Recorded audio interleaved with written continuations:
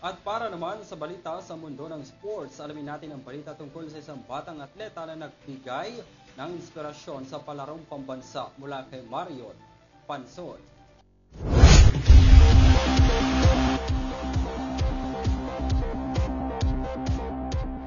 Narito ang mga aksyong balita sa larangan ng sports.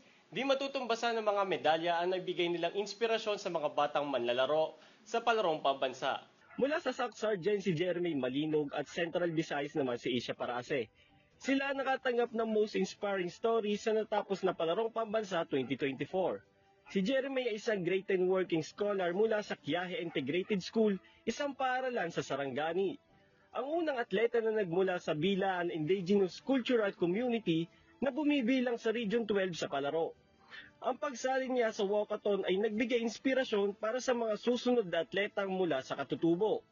Sa kabilang banda, si Isha ay isang 17 years old na track athlete na nakapagbulsa ng 2 gintong medalya sa palaro. Matapos ang kanyang naging matagumpay na karera, nakita siyang tumulong sa kanyang mga katunggali.